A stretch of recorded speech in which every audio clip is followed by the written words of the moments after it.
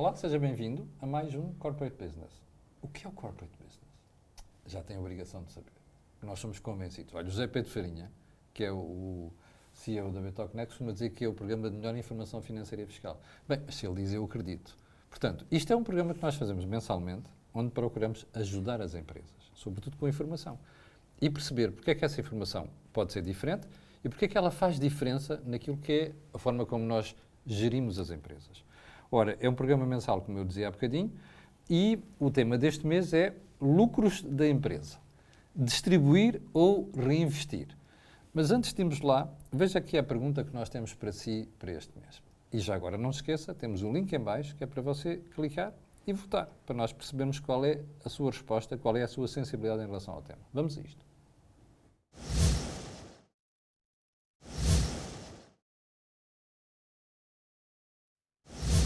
Bom dia. Eu acho que a distribuição de lucros nas empresas é vista sob vários prismas em função do tipo de empresário e do tipo de empresa. Quando nós falamos de grandes empresas, empresas cotadas ou empresas de alguma dimensão, é óbvio que o tema da distribuição de lucros é perfeitamente consciente, faz parte da gestão dos acionistas, faz parte da estratégia da empresa como um todo, então não há qualquer tipo de dúvida quanto a isso. Depois falamos das empresas mais familiares, podem ser maiores ou mais pequenas, e aí a distribuição de dividendos numa empresa maior, mas familiar, ou de gestão familiar, a distribuição de dividendos poderá ter em conta necessidades da família, poderá ter em conta a gestão das relações familiares, poderá ter em conta um caixa normal, a distribuição normal de resultados para o acionista principal ou os acionistas principais.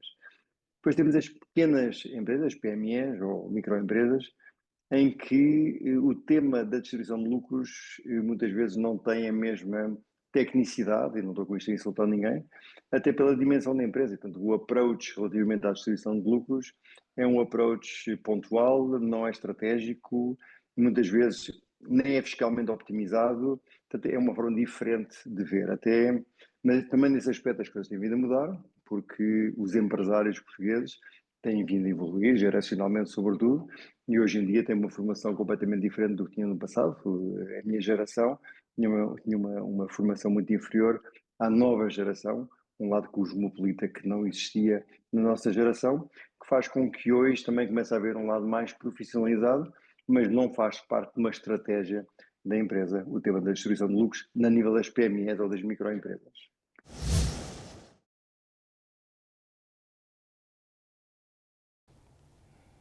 Como já percebeu, é um tema muito importante. E desafio só a olhar para as manchetes dos jornais habitualmente, sobretudo jornais mais virados para a economia e negócio. A conversa é sempre de dividendos. Vai distribuir dividendos? Não vai distribuir dividendos? É interessante para o investidor? Não é interessante para o investidor? Eu sou daqueles que acham que as empresas devem aproveitar uma boa parte dos lucros para reinvestir. Mas isso sou eu, que sou conservador. Mas está aqui o José Pedro Farinha, a quem eu vou perguntar. José, porquê é que escrevemos este tema este mês?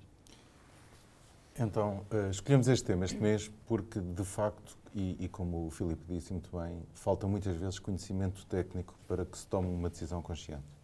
Há bocadinho em off brincava com a Isabel e a resposta é o depende. E muitas vezes as pessoas decidem sobre a distribuição de lucros, estamos a falar obviamente das pequenas empresas, conforme lhes dá jeito, ou porque precisam de algum dinheiro na empresa e é uma forma fácil de financiar, não distribuir lucros, mas estão a prejudicar os sócios, que muitas vezes são eles próprios ou outros, enquanto investidores, porque quem investe, obviamente, quer ter retorno do seu investimento, e outras vezes descapitalizam as empresas, ou já começam mal, porque temos de ter uma empresa com capital social de €1, não é? E precisam de fazer investimentos de médio e longo prazo. Portanto, há pouco estudo sobre a estrutura de capital ideal para que a empresa possa otimizar a rentabilidade do capital próprio, portanto, do investimento do acionista, e possa otimizar o equilíbrio financeiro da própria empresa. Depois, do ponto de vista fiscal, também é um tema que está maltratado, porque, por um lado, nós temos incentivos claros à capitalização das empresas, que contraria a lógica de podermos ter empresas com capital baixo, porque temos benefícios fiscais como... É uma contradição. Sim, temos benefícios fiscais como o ICE para reter lucros, temos uma tributação de dividendos, na minha opinião, demasiado alta, que faz com que as pessoas não distribuam. 28%. 28%. É uma vergonha, não tem outro nome, uma vergonha, um roubo, 28%. É pior do que isso, porque ainda por cima não é honesto. Porque 28% é o que toda a gente tem na cabeça. É. Mas, na verdade, quando vais entregar a declaração do IRS, há lá uma pergunta: Ora, deseja englobar estes rendimentos? exatamente. A pergunta não é deseja pagamentos. Ora. E nesta pergunta, deseja englobar os rendimentos, pode ser muito menos que 28. Muito menos. Pode ser 23. Muito menos, eu não diria. Mas pode haver aqui uma poupança, de facto. E, portanto, há aqui um incentivo claro, fiscal, para a não distribuição de resultados, quando, na minha opinião, devia ser ao contrário, e alguns países têm isso, que é, por que não tributar dividendos? Claro que isso seria um incentivo à descapitalização das empresas. Mas também já ouvi dizer, não conheço nenhum empresário que o faça, mas já ouvi dizer que há empresários que acabam por meter mais despesas para a empresa do que aquelas necessárias para a sua atividade, porque é uma forma de retirar dividendos, não é? É uma forma de retirar dinheiro da empresa sem penalização fiscal. Sim, sim. Também não está lá muito lógico e até contribui para a evasão fiscal, não é? E para que nós tenhamos um IRC também pouco claro. Portanto, é um tema muito pertinente, porque muitas vezes estas decisões, ou quase nunca, nas pequenas empresas, é consciente. Hoje temos connosco uma convidada, que é a Mafalda Duarte. A Mafalda Duarte é CEO e fundadora da Five Credit. O que é que faz a Five Credit, Mafalda? A Five Credit é uma plataforma digital de financiamento dedicada a PMEs. Ou seja, que querem ser uma alternativa aos bancos. Queremos ser uma oferta complementar e alternativa aos bancos. Exatamente. Olha, a Mafalda, como sabes, já percebeu, é um concorrente do outro programa que nós temos, que é Capital de Sucesso. Está a ver? Mafalda, parabéns. Primeiro porque é muito importante, nós temos na economia cada vez mais outras formas de financiamento que não a banca. Agora, está a correr bem? Primeira Está a pergunta. correr bem, está a correr bem. Agora, Zé, porquê é que convidámos a Mafalda para este programa? Convidamos a Mafalda porque é bem falante. E convidamos a Mafalda porque muitas vezes as empresas usam os lucros para financiar crédito a clientes e acabam por penalizar o acionista com um custo muito maior do que seria financiarem-se, por exemplo, com a Mafalda para darem esse crédito necessário ao fundo de maneio do dia-a-dia, né? Ou às necessidades do fundo de maneio do dia-a-dia. Mafalda, sente que isto é um problema nas empresas? Este dilema entre distribuir ou então incorporar os resultados no capital? Acho que sinto que é um desafio analisar o correto balanço do que deve ser o peso de um financiamento de uma empresa, não é? Se formos para a vertente académica, não indo já ao retorno dos investimentos, mas indo para a vertente académica do que é o custo médio de capital de uma empresa, em que temos que analisar o custo da dívida e o custo do equity, não é? E, portanto, tipicamente é interessante ter uma estrutura de financiamento que permita que o nosso custo médio da empresa baixe, não é? E é o que se pretende, mas obviamente que isto merece um equilíbrio do que deve ser um peso do financiamento nas empresas.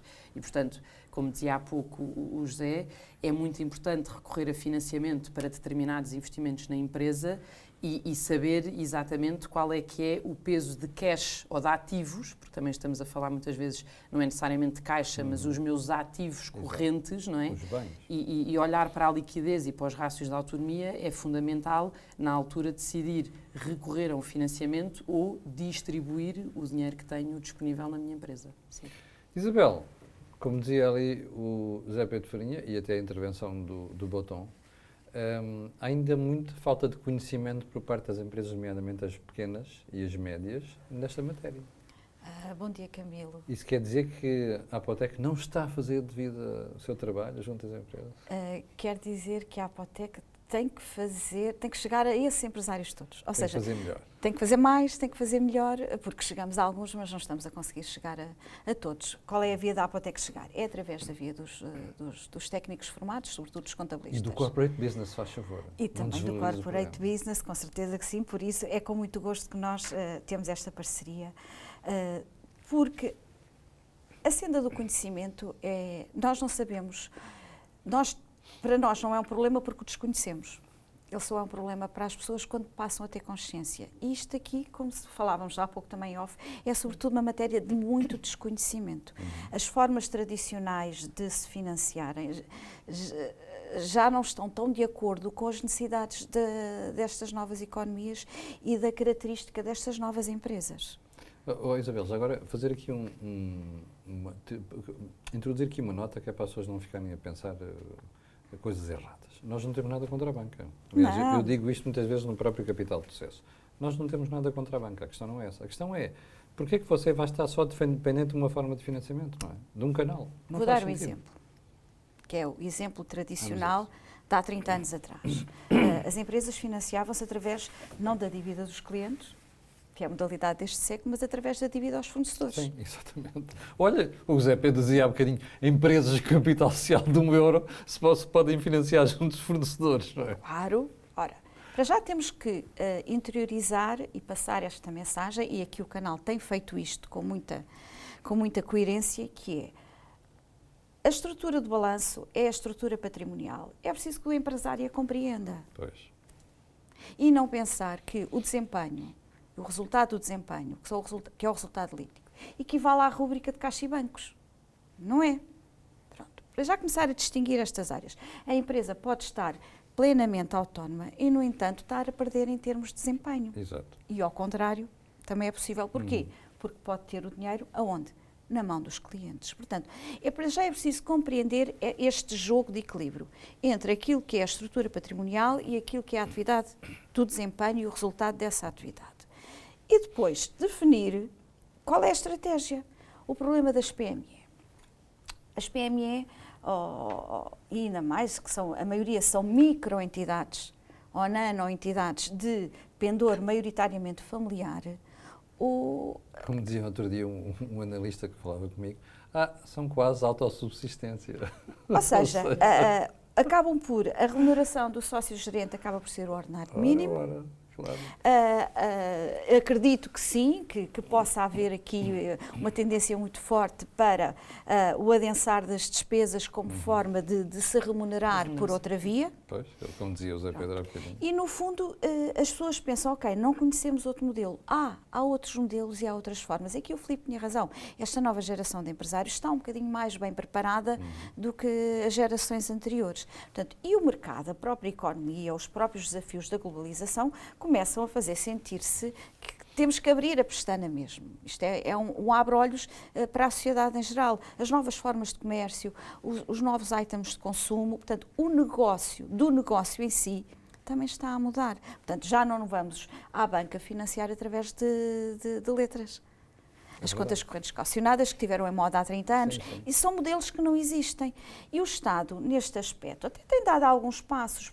Este ano, a grande loucura na modelo 22, o Zé Pedro pode confirmar isso tão bem como eu, foi o ICE, o incentivo à valorização. Ou seja, não distribuir resultados, mas para uma nanoempresa, a não distribuição de resultados compromete o rendimento do sócio-gerente e daquele agregado familiar. Pronto. Isso é um problema de estrutura. Passamos para as empresas a seguir. Se calhar não distribuir resultados tem a ver com outra coisa. Tem a ver com a perspectiva de crescimento ou não que está definida para a empresa, ou se quer atrair investidores ou não, só tenho que pensar, vou distribuir, mas vou distribuir tudo, vou reinvestir que percentagem. Portanto, tudo isto passa por um conhecimento prévio. E é nessa parte da literacia, do conhecimento prévio, que tantas associações como as entidades novas, em termos de produtos de financiamento, e os profissionais do setor, podem e devem ajudar. Mas esta contradição que estava a ser referida, aliás, já tinhas referido, isto mostra que a política fiscal é errática, não é? Por parte do governo. Promove-se uma coisa, mas depois, pelo outro lado, está-se a tirar. Ou a sugerir outra. Quer dizer, aqui há claramente um incentivo para a não distribuição de resultados. Sim. O que, na minha opinião, é altamente penalizante para o investimento e para a concentração das atividades. E para que as empresas possam crescer e ganhar massa crítica, têm necessariamente que passar pelo crescimento também através da concentração. Tu não vais investir numa empresa que não distribui resultados. É óbvio. E há aqui outro tema, embora tenhamos uma geração mais literada, como já foi aqui dito, continuamos a ter uma geração muito poupadinha nas micro e pequenas empresas. E, portanto, poupam no contabilista, poupam no... E poupam no contabilista não é porque eu acho que os contabilistas devam ganhar muito para o que fazem, claro que sim. Portanto, mal seria se eu não achasse isso, mas não é isso. A questão é, nós temos um normativo em Portugal que se chama microentidade, que é uma aberração à natureza da contabilidade, né? Que leva a uma simplificação da contabilidade, que faz com que os contabilistas possam praticar avanças mais baixas, mas a informação financeira não tenha grande utilidade. E nós não podemos trabalhar para cumprir o mínimo das declarações fiscais. Nós temos que trabalhar para que a nossa informação permita o empresário, mais ou menos literado, conseguir suportar as suas decisões. Temos falado aqui N vezes sobre a importância dos business plans. Ora, num business plan, eu também devo pensar quanto é que é o retorno para o acionista. E depois tenho que testar e medir mensalmente como é que a empresa está a evoluir. Ora, se nós não damos informação nenhuma, o empresário agora mais moderno até vê no chat GPT como é que se calcula a autonomia financeira e a rentabilidade dos capitais próprios, mas quer dizer, aquilo não lhe diz muito, não é? Se tu vais ao médico e te dizem que tens o colesterol a 180, tu achas que vais morrer e afinal estás no intervalo ótimo. Porque se não souberes qual é o intervalo ótimo, está tudo mal. E nós, profissionais do setor, também não temos o cuidado de explicar qual é o intervalo ótimo. Que ainda por cima, ao contrário do colesterol, depende de empresa para empresa. Depende desse business plan e da projeção que o empresário tem para o negócio. E, portanto, obviamente implica conversa. Portanto, as pessoas gostam comigo porque eu gosto de almoçar com clientes, e nota-se. Mas a ideia é que realmente consigamos levar este conhecimento às empresas, Mas tu para achas que que se possa suportar essa decisão. Sim, mas achas que é só um problema de literacia? Por parte do Estado, a própria política fiscal é errática e depois muda com frequência e isto não ajuda a criar o melhor cenário? Isso também, claro. Quer dizer, portanto, eu comecei por aí. Portanto, na minha opinião, que só me vincula a mim, os dividendos não seriam tributados. Pois. Porque já pagaram IRC. Obviamente. Portanto, se somares a taxa real de IRC, que não é 20%, não é? Que é muito mais, tudo o que já falámos aqui, tributações autónomas, gastos não aceitos, etc. Pode chegar a 31,5%. Se somares a isso 28% de IRS, os dividendos são altamente penalizados. Não é? E, portanto, temos uma taxa final de imposto de 40 e muitos por cento. Ora, que não faz sentido para um investidor, mais vale pôr o dinheiro num fundo de investimento e recebe o dividendo no fim, do que estar a dinamizar a economia. Não é? E, portanto, essa política é altamente errada na promoção da economia. Quer dizer, acho que faz mais sentido recuarmos aqui e limitarmos o capital mínimo às empresas, porque ser empresário também é ser responsável e meter dinheiro no negócio. E, portanto, um capital mínimo de 5.000 euros, como já tivemos, parece-me uma coisa lógica para um pequeno negócio, porque só constituir a empresa já custa 300 ou 400 euros, portanto, já 1 euro já não chega, não é? E incentivarmos a dinamização da economia e a distribuição de dividendos, até para acabar com esta evasão fiscal, que é os empresários remunerarem-se através de despesas. Portanto, eu posso ter um salário baixo enquanto gerente e depois a seguir ter um prémio que é a distribuição de dividendos. Portanto, significa que geri bem a empresa e estou a tirar partido disso, não é? E neste momento o que está a acontecer é que os empresários acabam por serem poupadinhos, não é? Gerir mal por falta de conhecimento e gerir mal porque a política fiscal os leva a isso, não é? Sim. Antes de prosseguirmos, deixe-me só recorrer ali ao gráfico e ver como é que vai a votação. Como sabe, colocámos a questão, considera que as empresas decidem sobre a distribuição de lucros de uma forma consciente. Clique, por favor, e vote. Nunca pensei nisso, 31,1%, que é significativo. Portanto, não 55,3%. Olha, continua a votar, para nós é importante perceber qual é a sua orientação nesta matéria. Mafalda, sente que a preocupação das empresas começa a ser diferente mesmo em matéria de financiamento? Por exemplo, vocês são uma alternativa, não é? Isto começa a ganhar terreno junto às empresas? Ou ainda é preciso fazer muito trabalho de divulgação? Acho que há um caminho muito longo ainda de apresentar às empresas portuguesas fontes alternativas de financiamento, quer seja de um ponto de vista de fundos de equity, mas que hoje em dia são mais conhecidos, ou fontes de fundos de dívida ou mecanismos de dívida alternativos à banca tradicional. Portanto, é verdade que o tecido português está muito habituado a trabalhar e a ter relações comerciais com a banca tradicional. Isso é... Já agora, há um alerta que nós temos que fazer às pessoas. Quer dizer, as pessoas não podem pensar que chegam aqui e apanham menos exigência do que apanham nos bancos, não é? Não. Isso é muito importante. Quero fazer essa pedagogia. Não, completamente. Ou seja, o objetivo da nossa plataforma é garantir às empresas um processo de simples acesso, não é? Portanto, todo o processo é feito através da plataforma e, por isso, é dado um acesso de forma simples às empresas, que é o que se pretende, e com maior celeridade. Mas isto tem a ver com a capacidade da plataforma receber informação e recolhê-la de forma standard e de forma muito mais automatizada, para que depois o processo de decisão da equipa que está por trás seja mais simples. Mas, e completamente importante dizê-lo, a informação que é pedida é exigente, portanto não é um processo fácil no sentido de ser mais simples e vou fazer uma simulação online. Não, não é isso. É um processo sólido de recolha de informação. É como se estivessem a apurar o rating de cada cliente. Exatamente, não é? exatamente. É para perceber o risco que tem. Completamente. E no vosso caso, é um fundo que empresta. É um fundo de crédito que empresta às empresas. Exatamente. Vocês começaram quando? Começámos em 2024. Portanto, estamos neste caminho precisamente da apresentação às empresas. Pois, ou seja, ainda tem um caminho a fazer. Importante. Isabel, voltando aqui à questão da literacia, vocês notam, por exemplo, o trabalho que vocês fazem da Apotex, um dos vossos associados, notam que há mais preocupação e as empresas estão mais despertas para estas novas realidades? Relativamente há 20, 15 anos, sim. Estão. Mas não chega. Portugal é pequenino, mas ainda assim consegue ser disperso em termos de informação. É um bocadinho um contrassenso, porque hoje a informação está ao alcance de um clique. É verdade. Hoje já não há razão para as pessoas dizerem que não sabem. A questão é, o tempo que temos que acomodar para ler essa informação, às vezes é na hora do almoço. A forma como comunicamos essa informação e a forma como olhamos para a gestão das organizações. O Zé Pedro há pouco tocou numa nota que é primordial, não fosse ele professor no ISCAL, que é a contabilidade. Olha, ele tem paciência, eu já desisti de andar a ensinar. Sobretudo aos primeiros anos já não tenho paciência. Não. Camilo, há aqui uma coisa que nós gastamos o nosso dia-a-dia nesta pedagogia. A contabilidade é motor para a gestão. A fiscalidade é consequência. Pois. Tanto nos particulares como nas empresas. Mas em Portugal a contabilidade é vista para a fiscalidade. É. Pronto. E então, porque é que a conversa com o empresário tem que ser mais regular? E não só quando ele tem que fazer o apuramento das declarações periódicas ou das obrigações fiscais. Então, o que é que ele está a gerir?